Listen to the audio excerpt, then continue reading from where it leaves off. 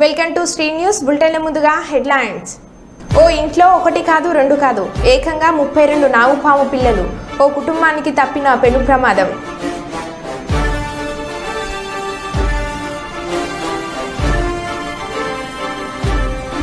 ఒక్కసారిగా కుప్పకూలిన బ్రిడ్జి.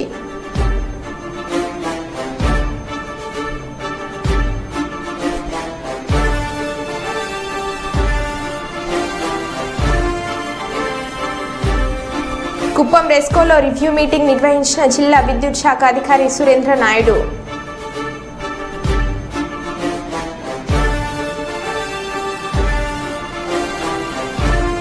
ఘనంగా రాహుల్ గాంధీ జన్మదిన వేడుకలు జరుపుకున్న కాంగ్రెస్ పార్టీ నాయకులు.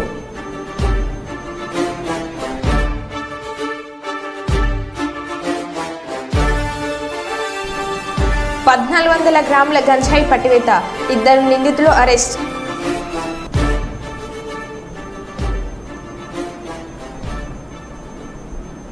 ఇక వివరాల్లోకి వెళ్తే, పాము పేరు చెప్తేనే సహజంగా అందరికీ భయం వేస్తుంది. అందులో నాగుపాము అంటే అందరికీ చెమటలు పడతాయి. అలాంటిది ఓ ఇంట్లో ఏకంగా ఒకటి కాదు రెండు కాదు ఏకంగా 32 నాగుపాము పిల్లలు గుంపులుగా ఉంటే ఆ ఇంట్లో వాళ్ళ పరిస్థితి ఎలా ఉంటుందో ఊహించుకోవచ్చు. భద్రాద్రి కొత్తగూడెం జిల్లా కొత్తగూడెం నెహ్రూ బస్తీకి చెందిన కరెంట్ ఎలక్ట్రీషియన్ రాజు ఇంటి గోడకు ఉన్న రంధ్రంలో పాము పిల్లలు కనిపించడంతో స్నేక్ క్యాచర్ టీంకు సమాచారం అందించిన కరెంట్ ఎలక్ట్రీషియన్ రాజు ఒక నాగుపాము 32 నాగుపాము పిల్లలను పట్టుకున్న స్నేక్ క్యాచర్ దత్తు టీం సభ్యులు. కరెంట్ ఎలక్ట్రీషియన్ రాజ్ కుటుంబ సభ్యులకు తప్పిన పెను ప్రమాదం.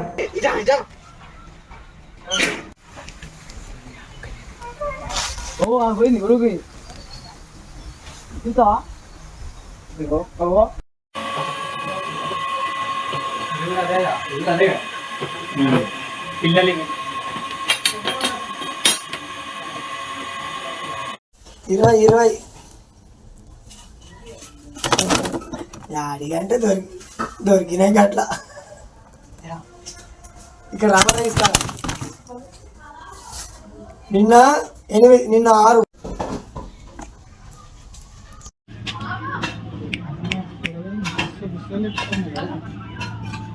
మంచిగా బాలే ఒక దిక్కే తలకాయలు బాలే పెట్టినాయి కానీ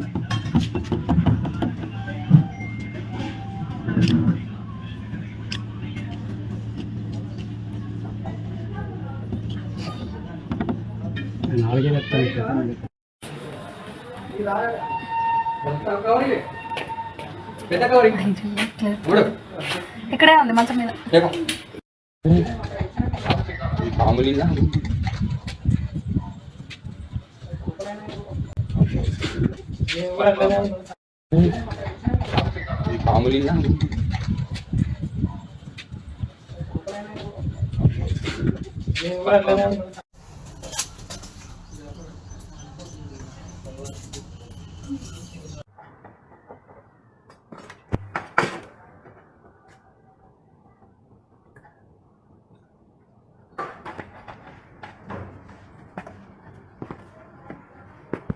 ఇరవై యాడిగంటే దొరికినాయి అట్లా. ఇక్కడ రమణ ఇస్తా. నిన్న 8, నిన్న 6. మా వాడి చూడే అట్లా ఎక్కుతాయి మరి. ఇంకా చిన్నది అది చిన్నది అట్లా ఎక్కుతాను. ఒకటి బయటకు తీస్తాడు ఆ పిల్ల కూడా చంపేస్తాను.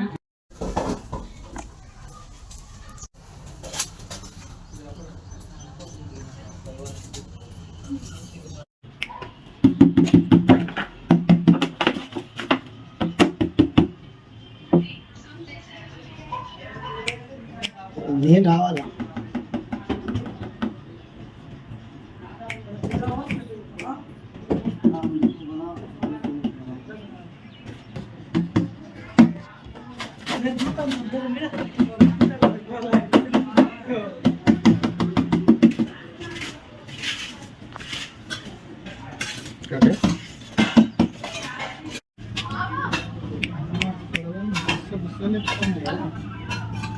మంచిగా బాలే ఒక దిక్కే తలకాయలు బాలే పెట్టినాయి కానీ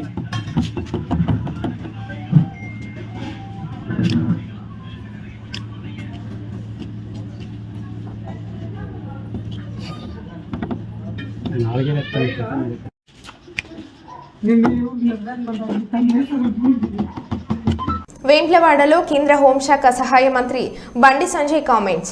ఎన్నికల సందర్భంగా ప్రధానమంత్రి నరేంద్ర మోడీ వేంప్లవాడ రాజరాజేశ్వర స్వామిని దర్శించుకున్న అనంతరం దేశవ్యాప్తంగా చర్చ జరిగింది.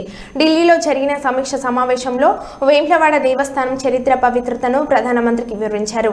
43,000 మెజార్టీని వేంప్లవాడ నియోజకవర్గం నుంచి అందించారు. వేంప్లవాడను మర్చే ప్రసక్తే లేదు. నియోజకవర్గ ప్రజలను, కార్యకర్తలను నాయకులు మర్చిపోనని అన్నారు. వేంప్లవాడ రాజరాజేశ్వర స్వామి ఆలయ అభివృద్ధి చేస్తాను. గతంలో ఆలయాన్ని అభివృద్ధి చేయాలనే తపన, ఆలోచన ఉన్నప్పటికీ గత ప్రభుత్వం సహకరించలేదు. ఆలయ అభివృద్ధికి 400 కోట్లు ఇస్తానని గత ముఖ్యమంత్రి కేసీఆర్ ఇవ్వకపోగా ఇక్కడ ఆలయ నిధులను తరలించడానికి ప్రయత్నం చేశారు. రాజరాజేశ్వర స్వామి మంచి ఆలయ డబ్బులు, నిధులు ఎవరైతే తినడం మోసం చేస్తారో, ఇచ్చిన హామీలు నెరవేర్చారో వారికి స్వామి వారు తగిన గుణపాఠం చెప్తారో అని బండి సంజయ్ అన్నారు.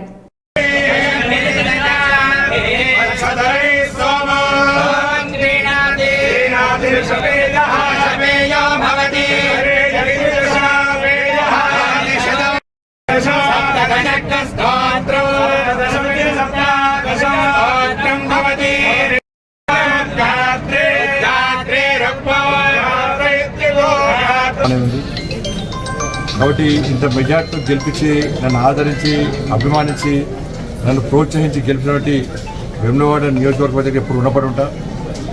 వాళ్ళ సహాయం, వాళ్ళ ప్రోత్సాహం ఇప్పుడు మర్చిపోను. ఇక్కడ మా కార్యకర్తలు, మా నాయకులు కూడా ఎప్పుడు రుణపడి ఉంటా. బట్ ఏ ఆలోచనతో వాళ్ళను ఇంత మెజార్టీతో గెలిపించారో తప్పకుండా ఈ రాజరాజేశ్వర స్వామి దేవస్థానం యొక్క దేవాన్ని యొక్క అభివృద్ధిని పక్కా చేస్తాం.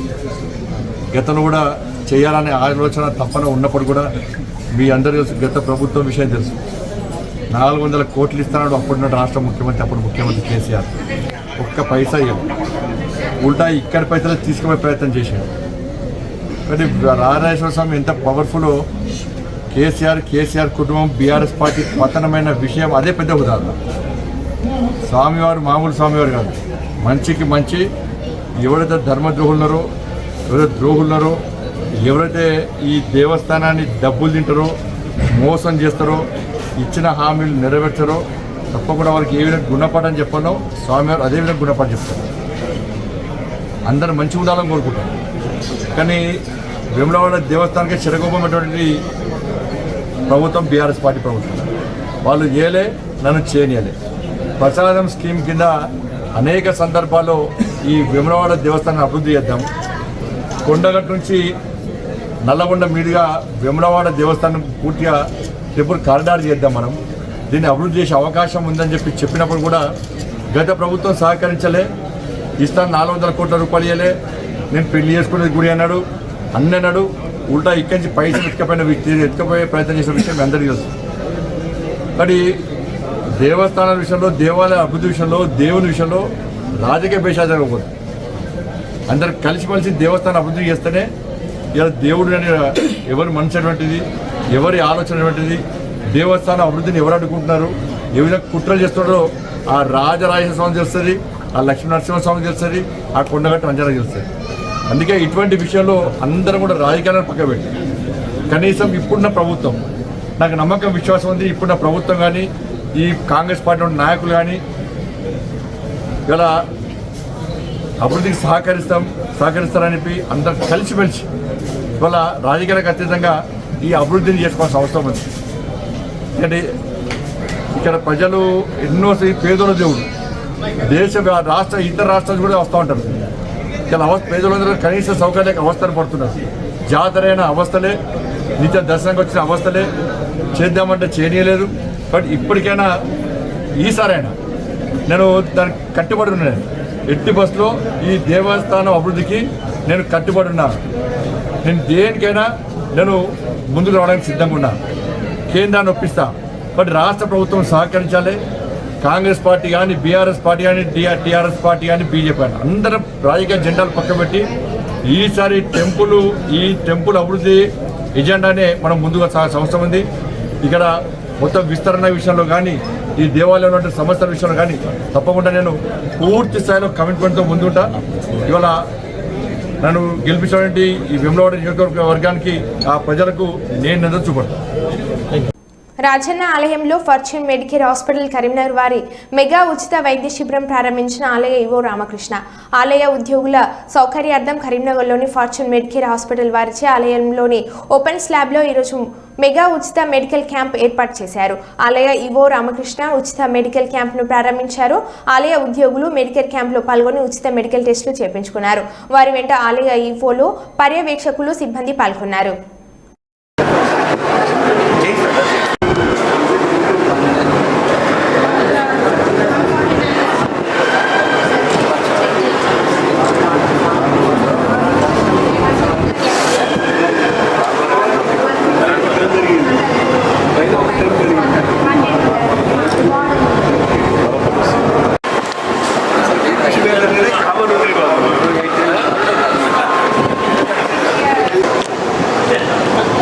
నా పేరు రాజశేఖర రెడ్డి, ముప్పుడి Rajasekhara Reddy, fortune medical hospital chairman Karimnagar. మా హాస్పిటల్ ఫార్చ్యూన్ మెడికల్ హాస్పిటల్ వారి సౌజన్యంతో శ్రీ రాజరాజ దేవస్థానం వెములవాడ వారి సిబ్బందికి, పర్మనెంట్ సిబ్బందికి, మా అవుట్సోర్స్ సిబ్బంది మరియు అర్చక బృందానికి మరియు భక్తులకు కూడా ఈరోజు మెడికల్ క్యాంప్ నిర్వహించినది. ఈ క్యాంప్లో సుమారుగా 250 మంది పేషెంట్స్కి, 250 మంది సిబ్బందికి ఉచితంగా రక్త పరీక్ష చేసి, ఉచితంగా షుగర్ పరీక్ష చేసాము, బీపీ పరీక్ష చేసి, అవసరం ఉన్న వారికి 2Dగా కూడా చేస్తాము, అంటే గుండె స్కానింగ్ పరీక్ష. సో ఈరోజు నేటి ఆర్థిక జీవనంలో గుండెపోట్లు అసాధారణంగా వస్తున్నాయి. సో దాన్ని నివారించడానికి కొంతైనా సహాయం చేస్తేనే ఈ ఉచిత క్యాంప్ నిర్వహించి స్క్రీనింగ్ క్యాంప్ లాగా నిర్వహించాము. ఇటు క్యాంప్లో డాక్టర్లు, మా మెడికల్ సిబ్బంది, టెక్నీషియన్స్ పాల్గొన్నారు. వారందరూ కూడా మా చైర్మన్ తరఫున కృతజ్ఞతలు. అలాగే రాజరాజ దేవస్థానం ఈవోగా మేము అడిగిన వెంటనే మాకు అనుమతించి క్యాంప్ నిర్వహించడానికి సహకరించేందుకు వారి ప్రత్యేకత కృతజ్ఞతలు. మరియు ఆలయ సిబ్బందికి, దేవస్థాన సిబ్బందికి, అర్చక బృందానికి మా కృతజ్ఞతలు. Thank you. కొమ్రంభీం ఆసిఫాబాద్ జిల్లా బెజ్జూరు మండల కేంద్రంలోని దీక్షిత ఫెర్టిలైజర్ షాప్లో మంగళవారం రాత్రి చోరీ జరిగింది. బుధవారం షాప్కు వచ్చిన యజమాని షటర్ తాళం పగలగొట్టి ఉండడం గమనించి పోలీసులకు సమాచారం అందించారు. కౌంటర్లో నుండి 2,38,000 రూపాయలు దొంగిలించబడ్డాయని యజమాని కవ్వల సాయి తెలిపారు. సీసీ ఫుటేజ్లో దొంగ విజువల్స్ రికార్డ్ అయ్యాయి. చోరీకి పాల్పడ్డ వ్యక్తిని గుర్తించే పనిలో ఉన్నారు పోలీసులు.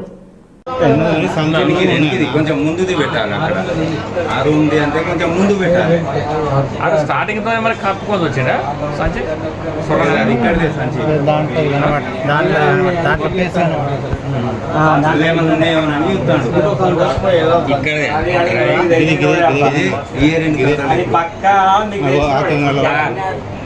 మీకు అందాదా మీ దగ్గర పని చేసేటోళ్ళు, రోజు వచ్చేటోడు ఆ టీ షర్ట్ చూసుకోరు అంతే. కొంచెం ముందుది పెట్టాలి, అక్కడ ఆ రూమ్ అంటే కొంచెం ముందు పెట్టాలి. అది స్టార్టింగ్ తో మరి కప్పుకొని వచ్చిందా సంచి? ఇక్కడదే సంచి, ఏమన్నా ఉన్నాయేమోనని చూస్తాడు.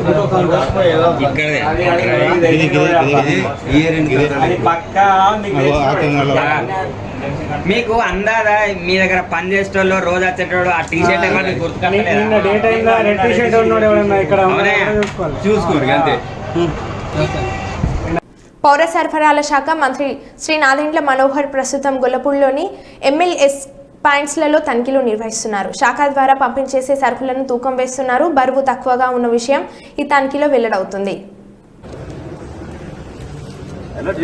నోటు పంపించారు ఆఫీస్కి, సరుకు బాగాలేదని చెప్పారా? ఎప్పుడు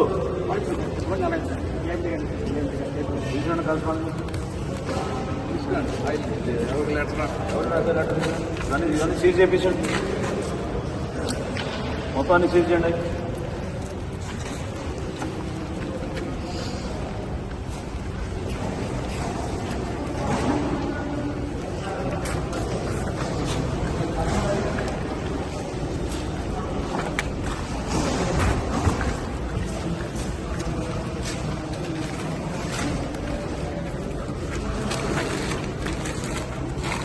हमारे हमारे किसी को हमारे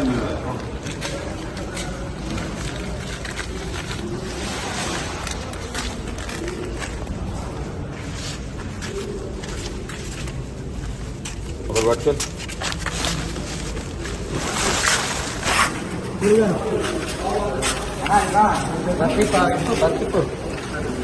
స్పైస్ జెట్ విమానంలో పనిచేయని ఏసీ, ఉక్కపోతలో ఇబ్బందులు పడ్డ ప్రయాణికులు. ఢిల్లీ నుంచి దర్భంగానికి ప్రయాణించిన స్పైస్ జెట్ విమానంలో గంటకు పైగా పనిచేయని ఎయిర్ కండిషనింగ్, వేడి గాలుల మధ్య ఉక్కపోతతో అస్వస్థతకు గురైన కొంతమంది ప్రయాణికులు.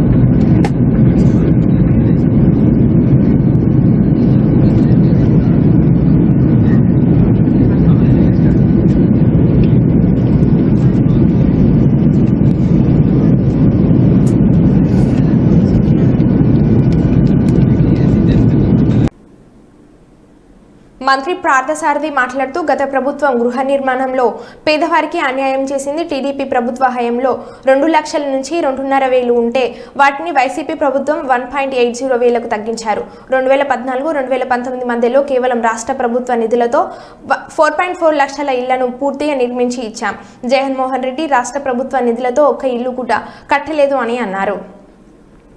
కూటమి నాయకులైన చంద్రబాబు నాయుడు గారు, పవన్ కళ్యాణ్ గారు, మోడీ గారి మీద అనేక ఆకాంక్షలతో, ఎన్నో ఆశలతో, చరిత్రలో లేని విధంగా అఖండ విజయం చేకూర్చిన ప్రజలకి, కూటమి కార్యకర్తలకి రుణపడి ఉంటానని తెలియజేస్తూ వారి సమస్యల పరిష్కారానికి చంద్రబాబు నాయుడు గారి నాయకత్వాన్ని బలపరచడానికి నేను కృషి చేస్తా అని చెప్పేసి కూడా తెలియజేస్తా ఉన్నాను.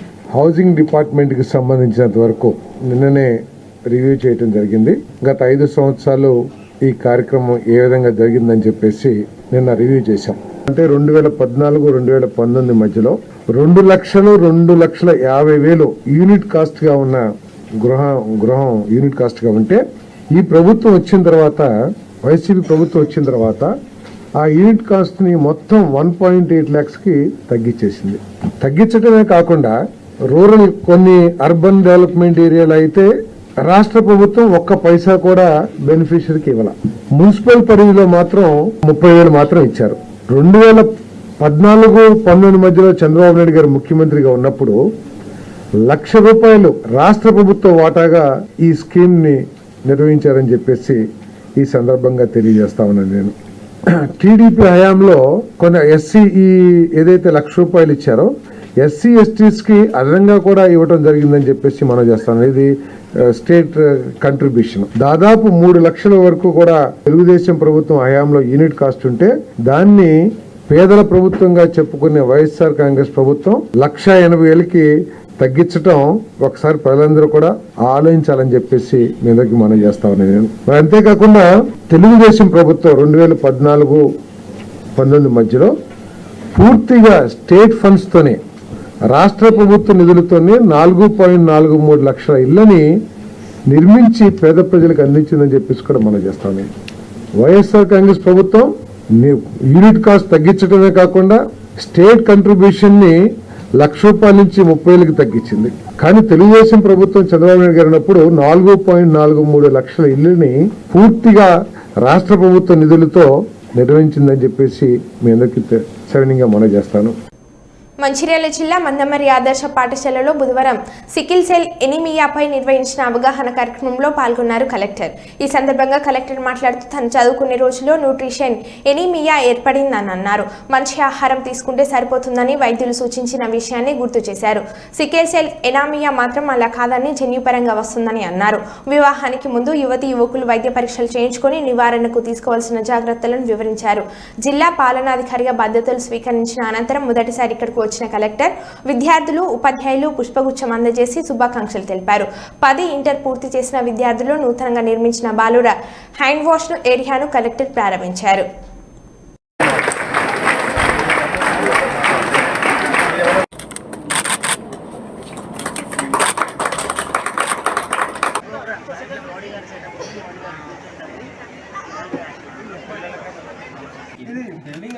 సెంట్రల్ గవర్నమెంట్ అప్పుడు ఇది కట్టలేదు సార్, ఒక వైపే కట్టారు సార్.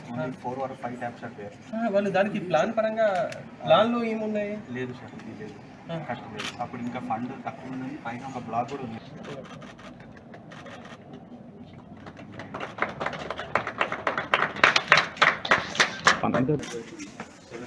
Thank you. ఒకసారి మన కలెక్టర్ గారికి వారు ఇచ్చిన విలువైన సూచనలకు మీరు చప్పట్లతో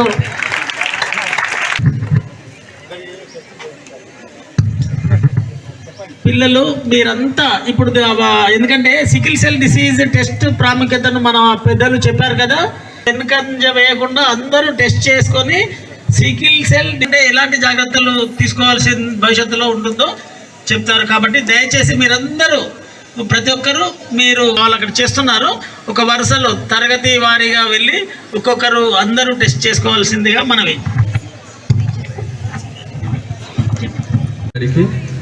ఇతరులు ప్రజాప్రతినిధులకి, అధికారులకి, పిల్లలకి, ప్రింట్ అండ్ ఎలక్ట్రానిక్ మీడియా వాళ్ళకి అందరికీ ఈ first programme official programme attend చేస్తున్నాను. నాకు నిన్న డిఎంహెచ్ఓ గారు చెప్పారు. సో ఈ ఎనీమియా గురించి నేను నా పర్సనల్ ఎక్స్పీరియన్స్తో పాటు సిక్కల్ సెల్ ఎనీమియా గురించి చెప్తాను. సో నేను గ్రాడ్యుయేషన్ చేసిన తర్వాత ఐ జాయింట్ ఓఎన్జీసీ, ఒక పిఎస్సి ఉన్నాయి, పబ్లిక్ సెక్టర్ అండర్టేకింగ్. అక్కడ అన్ని మెడికల్ చెక్ టైంలో నా హార్ట్ బీట్ కొంచెం ఎక్కువ ఉన్నాయి, అట్లా రిమార్క్స్ రాశారు.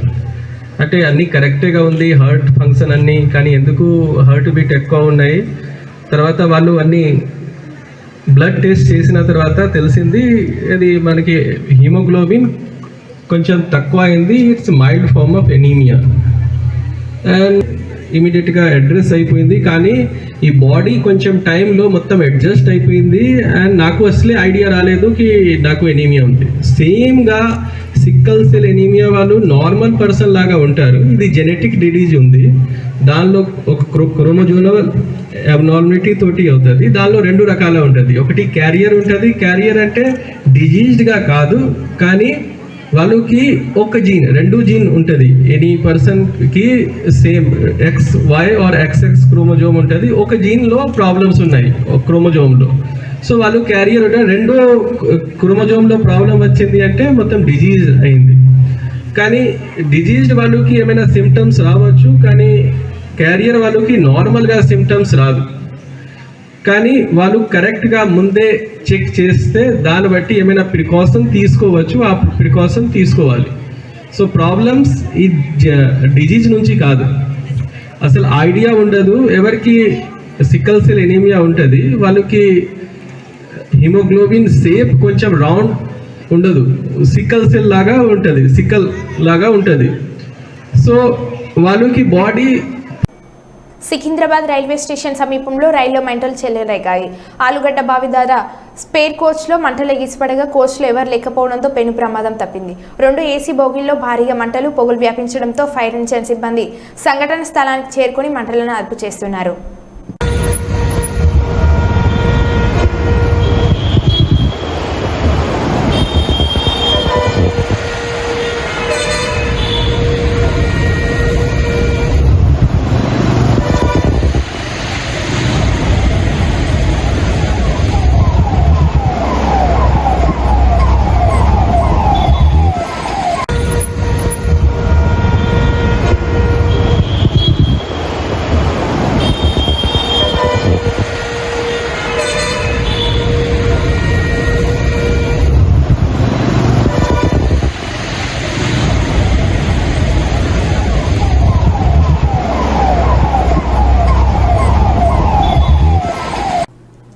తిరుమలలోని దైవానుగ్రహం పొందిన శ్రీ వెంకటేశ్వర ఆలయం కలియుగ ప్రత్యక్ష దైవం. దివ్య దర్శనం కోసం పవిత్రమైన మొక్కును నిర్వహిస్తారు. గతంలో ఈ నడక మార్గంలో దర్శనానికి వెళ్లే వారికి టీడీపీ టోకెన్లు జారీ చేసేది. గత ఆగస్టులో వాకింగ్ రూట్లో అడవి ఎలుగుబంటి దాడితో లక్షితాన యువతి దుర్మరణం చెందడంతో టీడీపీ టోకెన్ల జారీ ప్రక్రియలో కీలక మార్పులు చేసింది. నడక మార్గంలో ఈ స్కానింగ్ ప్రక్రియను టీడీపీ నిలిపివేసింది. ఎక్కువ మంది భక్తులు నడకకు బదులుగా రహదారి మార్గాన్ని ఉపయోగిస్తున్నారని టీడీపీ పాత వ్యవస్థను మళ్లీ ప్రవేశపెట్టారు. తిరుమలకు వెళ్లే మెట్ల మార్గంలో 1200 మెట్టు వద్ద దర్శన టోకెన్ల స్కానింగ్ను మళ్లీ ప్రారంభించాలని టీటీపీ నిర్ణయించింది. ఇందుకోసం గురువారం ట్రయల్ రన్ను నిర్వహించారు. శుక్రవారం నుంచి నడక మార్గంలో దర్శనం టోకెన్లు తీసుకున్న భక్తులు తప్పనిసరిగా 1200 మెట్టు వద్ద టోకెన్లు స్కాన్ చేయించుకోవాలి. స్కాన్ చేయని టోకెన్లతో దర్శనం క్యూ లైన్లో చేరేందుకు అనుమతించమని తెలిపిన టీడీపీ భక్తులు ఈ మార్పును గమనించి వారి దర్శనానికి తగినట్లుగా వ్యవహరించాలని టీడీపీ విజ్ఞప్తి చేసింది.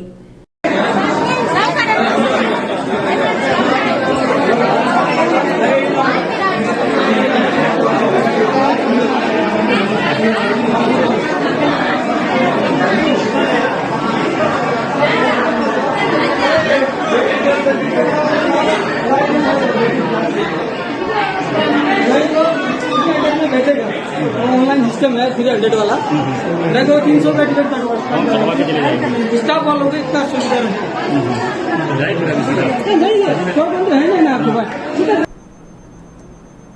మరో బులెటిన్లో మళ్ళీ కలుద్దాం. Stay tune.